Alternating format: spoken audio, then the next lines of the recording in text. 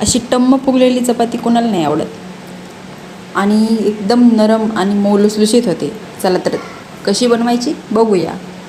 यासाठी एका चपातीचं मी पीठ घेतलं आहे आणि थोडंसं लाटून घ्यायचं आहे. याला छान असं तेल लावून घ्यायचं थोडंसं आणि त्यावरती कोरडं पीठ टाकायचं आहे आणि फोल्ड करून अजून आपल्याला तेल लावून पीठ टाकून घ्यायचं आहे आणि हलक्या हाताने आता आपल्याला ह्याला छान लाटून घ्यायचं आहे. गोल बघू शकता आता सगळीकडून लाटून घेतलं आहे हलक्या हाताने आणि तव्यावरती टाकायच्या अगोदर थोडंसं पीठ लावायचं जेणेकरून आपली चपाती तव्याला चिटकणार नाही आणि लगेच पलटी करायची, घाई करायची नाही. चपातीला थोडंसं थांबायचं आणि थोडेसे बबल्स आल्यानंतर आपल्याला चपाती पलटी करून घ्यायची आहे.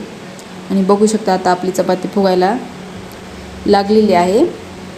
आता अशीच चपाती आपल्याला दोन्ही साईडने छान अशी भाजून घ्यायची आहे. थोडंसं तेल लावलं आणि दोन्ही साईडनं खरपूस अशी चपाती भाजून घ्यायची आहे.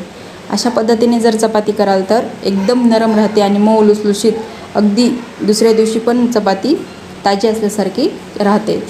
आणि हाताला चटका न बसता जर तुम्हाला चपाती भाजून घ्यायची असेल तर काय करायचं तर अगोदर बनवलेली एक चपाती घ्यायची आणि तिला असं व्हिडिओमध्ये दाखवल्याप्रमाणे सगळीकडून भाजून घ्यायचं आहे चपातीला आपल्या, जेणेकरून आपली चपाती सगळीकडून भाजते आणि आपल्या हातालाही चटका लागत नाही. तर तयार आहे छान अशी खरपूस चपाती. व्हिडिओ आवडला असेल तर लाईक, शेअर आणि सबस्क्राईब करायला विसरू नका. भेटूया नवीन व्हिडिओमध्ये.